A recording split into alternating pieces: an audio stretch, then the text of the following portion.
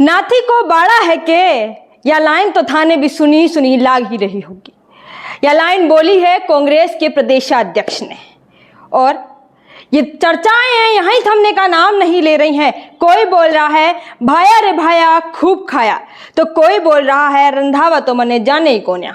तमाम बातें हैं वो चल रही हैं, जहां पर एक लाइन और निकल के आ रही है जो कि कांग्रेस के प्रदेशाध्यक्ष ने बोली है, पार्टी के खिलाफ काम करूं, मन ले लो है, नाथी को बाड़ो है के। ऐसी बातें चल रही हैं अंता के चुनाव में, जहां पर प्रचार प्रसार चल रहा है, दमखम दिखा रही हैं पार्टियां। नरेश मीणा भी अपना पुरजोर तरीके से दमखम दिखा रहे हैं। बीजेपी ने प्रत्याशी घोषित नहीं कर पाया है और कांग्रेस से प्रमोद जैन भाया चुनावी मैदान में उतर गए हैं। लेकिन मैंने अभी एक लाइन बोली थी, मन्ने ले लो नाथी को बाड़ा है के। ये लाइन आजकल सुर्खियों में चल रही है।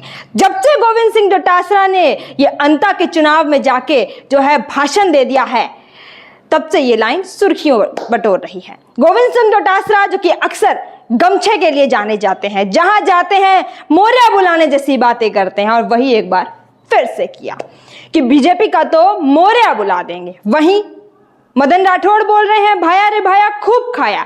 ऐसी बातें चल रही है, लेकिन अभी तक ये स्पष्ट नहीं हो पाया कि मुकाबला त्रिकोणीय है तो, लेकिन है किन तीनों के बीच में, क्योंकि बीजेपी अभी तक कोई नाम कोई चेहरा है वो घोषित नहीं कर पाई है। वहीं नरेश मीणा कांग्रेस से बागी हो गए हैं, लेकिन बागी होने के बाद भी सचिन पायलट से बैर नहीं है। उनसे जब जब पूछा जाता है तो वो बोलते हैं कि अशोक गहलोत और डोटासरा की वजह से मेरा टिकट कटा। जब जब पूछा जाता है सचिन पायलट को लेकर तो अपना आइडियल, अपना लीडर बताते हैं। आखिर ये राजनीति का पेच कहां फंसा है, आखिर कौन कहां दांव खेल रहा है। एक बात ये भी निकल कर आई थी कि अशोक गहलोत अंदर ही अंदर नरेश को जिता रहे हैं, और एक बात ये भी निकल के आई थी कि रंधावा तो मने जाने ही कोन्या। तमाम बातें हैं वो इस अंता के चुनाव में निकल कर आ रही है, लेकिन सबसे बड़ा जातीय समीकरण जो कि वहां का मेन फैक्टर है वो देखा जा रहा है। जब नामांकन था, नामांकन की रैली में प्रमोद जैन भाया आगे ही आगे दिखाई दिए थे, मानो पीछे तो उन्हें कुछ दिख ही नहीं रहा। लेकिन दूसरे नंबर पे नरेश मीणा आ रहे थे, जहां पर गाड़ियां भरी हुई चली आ रही थी। समर्थकों का जो वहां पर जोश था वो 7वें आसमान पर देखने को मिल रहा था। बीजेपी ने तो अभी प्रत्याशी ही नहीं घोषित किया है, तो जोश कैसा होगा ये तो तभी पता चलेगा। लेकिन बीजेपी लगातार मंथन जरूर कर रही है। रोज एक बैठक होती है, कहीं कोर कमेटी की बैठक होती है, कहीं वसुंधरा राजे से कोई मिलता है, तो कहीं किसी तरह की चर्चाएं निकल कर आती हैं। आखिर ये वसुंधरा राजे का जो रोल है वो क्या है, ये समझना बड़ा ही मुश्किल है, क्योंकि जैसे जैसे बीजेपी दिन पर दिन डिले कर रही है, वैसे वैसे कांग्रेस की चिंताएं बढ़ रही हैं। ऐसा इसलिए कह रहे हैं क्योंकि कांग्रेस वाले भी पीछे नहीं बैठ रहे हैं।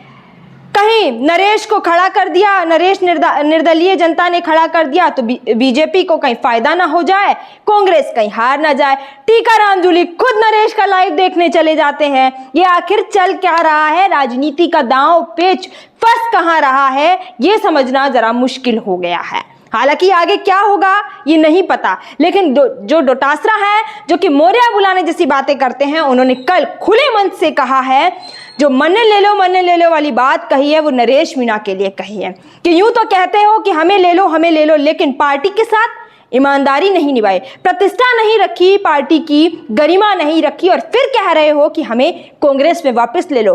पहले निर्दलीय लड़ लिया, दूसरी बार तुम्हें टिकट नहीं मिला तो तुमने बागी तो लड़ा, लेकिन साथ ही में कई पदों पर रहे। पूर्व मुख्यमंत्री को भी नहीं छोड़ा, रंधावा को भी नहीं छोड़ा, डोटासरा पर तो खुलेआम आरोप लगाए। इसलिए डोटासरा का वो गुस्सा 7वें आसमान पर था कहीं ना कहीं, जो कि कल खुले मन से देखने को मिला। क्या होगा आगे, किस तरह से रुझान आएंगे, कौन बीजेपी से प्रत्याशी बनेगा और कौन अपनी किस्मत को आजमाएगा, क्योंकि कहते हैं ना कि देर हो जाए लेकिन जनता का जनसेवक ही निकल कर आए। अब बस यही देखना है कि वो जो गमछा वाले नेताजी है जो मोरिया बुलाने की बात कर रहे हैं, तो वो मोरिया किसके बुलाएंगे और क्या होगा। हर अपडेट के लिए बने रहिए हमारे चैनल द खटक के साथ। मैं भूमि, शुक्रिया।